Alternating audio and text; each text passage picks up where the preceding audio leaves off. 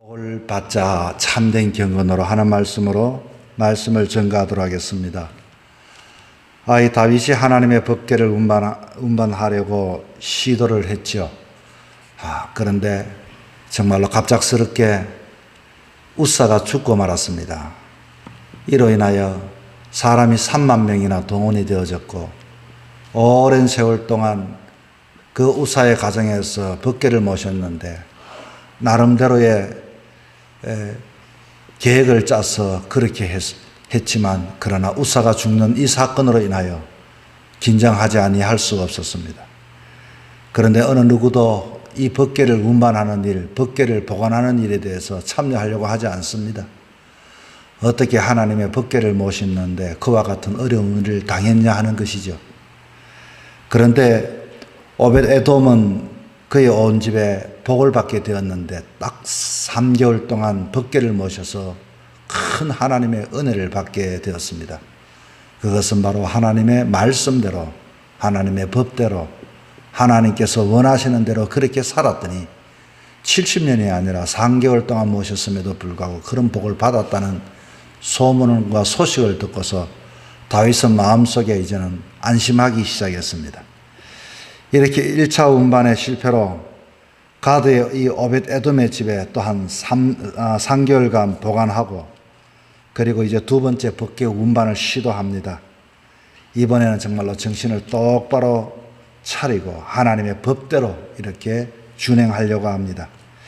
그리하여 오늘 본문은 하나님의 언약궤를 이 에돔의 집에서부터 예루살렘 다윗의 성까지 순조롭게 운반하는 장면이 나오는데, 오늘 본문의 내용을 통해서 어떻게 하면 이 다윗이 두려워했지만 또한 하나님 앞에 인정받고 복을 받게 되었는가? 그것은 바로 그 마음속에 법궤를 옮기는 사람의 참된 경건의 삶을 통해서 복을 받았다고 하는 내용의 말씀인 것입니다. 자, 하나님께서 오벳에돔의 집과 그 모든 소유에 복을 주셨죠. 그리고 그의 자신뿐만 아니라 그에게 딸린 모든 것들이 다 복을 받게 되는데, 그 복이 얼마나 많이 받게 되어졌는지 오늘 우리가 6장 12절부터 읽었는데, 그 11절 어제도 이렇게 이야기를 합니다. 여호와의 궤가 가드 사람 오벳에돔의 집에 석 달을 있었는데 여호와께서 오벳에돔과 그의 온 집에 복을 주시니라. 자, 그리고 12절 또 오늘 이렇게 시작하지요. 어떤 사람이 다윗 왕에게 아뢰어 이르되 여호와께서 하나님의 궤로 말미암아 오벳에돔의 집과 그의 모든 소에 복을 주셨다 한지라. 다윗이 가서 하나님의 궤를 기쁨으로 메고 오벳에돔의 집에서 다윗성으로 올라갈세. 자, 11절과 12절에 두 번째 걸쳐서 아주 강조하는 것이 복에 대한 이야기를 하고 있습니다. 법궤는 하나님의 임재를 상징한다고 했죠. 하나님께서 임재를 상징하는 이 법궤를 잘 모셨더니 복을 받고 또 복을 받았다는 이야기입니다.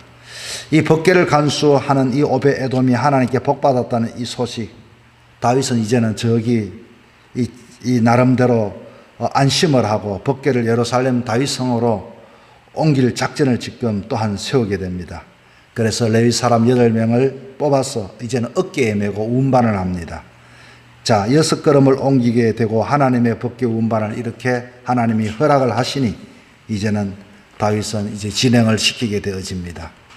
자, 다윗은 이렇게 모시로 만든 에봇만을 거치고 하나님 앞에서 온 마음을 다해 춤을 춥니다. 자, 이 에봇은 무엇인가 하니, 에봇은 제사장만이 입는 옷입니다. 그런데 제사장이 입는 이 가운이지만 특별한 종교 의식이 있을 때 걸쳤던 웃옷을 보아야 할 것입니다. 그 내용이 17절, 18절, 19절에 거쳐서 나와 있죠. 여호와의 궤를 메고 들어가서 다윗이 그것을 위하여 친 장막 가운데 그 준비한 자리에 그것을 두매 다윗이 번제와 화목제를 여호와 앞에 드리니라. 자, 이렇게 다윗이 하나님 앞에 정성을 다하여, 예전에는 보여주기 위한 그와 같은 예배를 드렸다면 이제는 정성을 다하여 하나님 앞에 예배를 드리고 법궤를 지금 옮겨가고 있습니다. 자, 법궤를 옮기는 과정 속에서 이 다윗이 아주 하나님 앞에 정말로 기쁨으로 춤을 추는 장면이 나오지요. 여러분, 이것은 무엇인가 하니 이 사건으로 인하여 은혜가 많은 곳에는 이 마귀가 더 강해지는 역사가 있다는 이야기가 있습니다. 그런데 이 장면을 창문에서 이 장면을 봤던 부인 미갈이 다윗에게 트집을 잡습니다. 20절입니다. 다윗이 자기 가족에게 축복하러 돌아오매 사울의 딸 미갈이 나와서 다윗을 맞으러 이르되 이스라엘 왕이 어떻게 영화로우신지 방탕한 자가 염치 없이 자기 몸을 드러내는 것처럼 오늘 그의 신복의 계집종 눈앞에서 몸을 드러내셨도다 하니. 자, 지금 다윗은 이 법궤를 옮기는 이 일은 여러분 잘못하다가는 생명을 잃고 그 나라를 대표하는 왕으로서 대표자로서 잘못 옮기게 되어질 때는 그 나라 전체가 어려움을 당한 위기와 때로는 또한 복의 기회가 되어지는 기로에 섰습니다.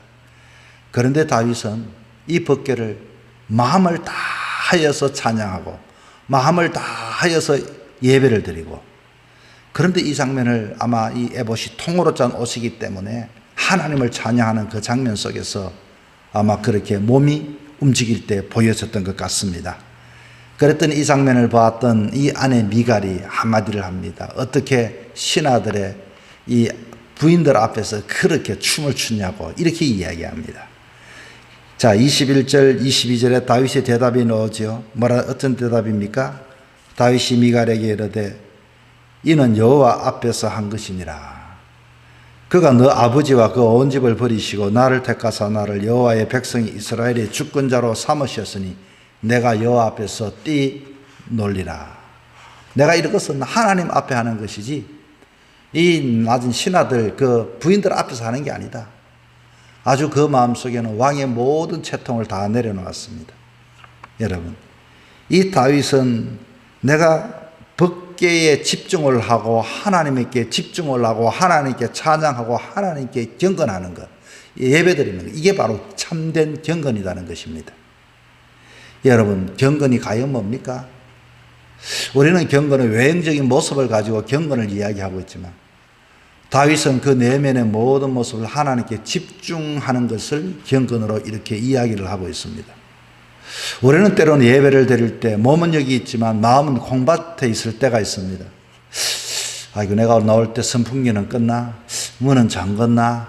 뭐 1시간 하나님 앞에 예배를 드리기도 하고 30분 드리기도 하는데 예배를 드리긴 드리지만 몸은 있지만 하나님의 말씀을 듣긴 듣지만 내 생각이나 내 마음이, 그리고 내가 이렇게 똑바로 앉아 있어야지, 내가 이렇게 해야지, 내가 저렇게 해야지, 많은 생각을 가지고 하나님께 집중하지 못할 때가 있죠. 그러나 다윗은 오로지 하나님께 집중하다 보니 그 에봇이 이렇게 올라가는 것이라든지, 그리고 자기가 하는 그 모습에 내가 왕의 채통을 이렇게 하다가는 어떻게 될까? 밑에 신하들이 보지 않을까? 이것이 아니라 오로지 하나님께 집중하는 것, 그런 왕의 모든 것들을 내려놨습니다. 자, 오늘 이 아침에 하나님이 저희들에게 주시는 이 교훈은 과연 뭘까요? 그렇습니다. 오늘도 하나님께서 우리를 만드셔서 우리를 세워주신 것은 하나님께 영광 드리기 위하여 세워주셨습니다. 여기에서 이 왕의 채통이 중요한 것이 아니라, 우리의 체면이 중요한 것이 아니라 바로 하나님 앞에 나는 집중하고 있는가, 하나님 앞에 진정으로 내가 마음을 드리고 있는가, 내가 정말로 하나님 앞에 기쁨으로 이와가 예배를 드리고 있는가, 오늘도 이 하나님 말씀에 내 앞에 찔림이 되어서 내가 하나님 앞에 회개하고 있는가. 우리는 하나님 앞에 이렇게 집중하는 참된 경건을 통하여 하나님과 소통함을 통하여 하나님의 그 복이 나에게 소통되어 내가 복의 통로가 되어질 수가 있게 되는 것입니다. 그렇습니다. 우리는 무엇보다도 하나님 앞에 복을 받기 위해서는 하나님 앞에 태도와 자세는 경건해야 합니다. 하나님 앞에 경건은 하나님에게 초점을 맞추는 것입니다. 자, 두 번째는 이 본문을 통해서 우리가 이 아침에 또 얻어야 할 교훈이 있습니다. 이렇게 집중할 때 어린아이와 같은 순수한 마음을 가졌다는 것입니다. 내가 왕인데, 내가 이만한 위치에 있는데가 아니라 정말로 어린아이가 정말로 좋을 때에 그 모든 것들을 좋은 것을 표현하는 것처럼 내가 하나님 앞에 순수하게 오염되어지지 않고 깨끗하게 전심으로 그와 같이 다윗은 하나님 앞에 찬양을 했다는 것입니다. 자, 다시 말하면 이 내용의 전부를 모으면 우리 마음의 동기입니다. 우리 마음의 태도입니다. 내면의 모습입니다. 우리는 내면의 모습이 아니라 외형의 모습을 가지고 경건을 이야기할 때가 있지요. 여러분, 오늘도 하나님께서 저와 여러분에게 한날을 주셨습니다. 하나님의 사람들은요, 때로는 보이는 외형도 중요하겠지만 더 중요한 것은 보이지 않는 내면을 보시는 하나님이십니다. 왜 그럴까요? 하나님은 전지전능하시기 때문입니다. 우리가 보지 못하는, 우리는 외형을 보고서 저 사람들이 얼굴이 평온하구나, 저 사람이 경건하구나라고 말하지만 오늘도 하나님은 우리의 속마음을 보십니다. 우리의 내면을 보십니다. 우리의 진심을 보십니다. 우리의 경건을 보십니다. 우리의 진정성을 보고 계십니다. 우리는 누가 어떤 사람인지는 모릅니다. 외형만 보고서 사람에 대하여 평가를 하지만 오늘도 하나님은, 하나님의 축복은, 하나님의 은혜는, 하나님의 역사는 하나님의 사람을 통하여 하게 되는데 내면을 통하여서, 우리의 속마음을 통해서 하나님은 오늘도 복을 주시기를 원하고 계시는 것입니다. 사랑하는 성도 여러분, 그러면 오늘 이 하루도 어떻게 살아가야 할까요? 그렇습니다. 오늘 이 하루도 참된 경건으로 살아가야겠죠. 오늘 이 하루도 우리가 내 내면의 모습이 하나님 앞에 상달되어지는 것처럼 진심으로, 진정하게, 정말로 순수하게 하나님 앞에 어린아이와 같이 안 하면 천국에 갈 수 없다는 이 말씀의 내용처럼 어린아이처럼 하나님 앞에 나아가는 것이 중요합니다. 사랑하는 성도 여러분, 오늘 이 하루도 저와 여러분이 하나님께 주신 이 한날 복을 받아야 하지 않겠습니까?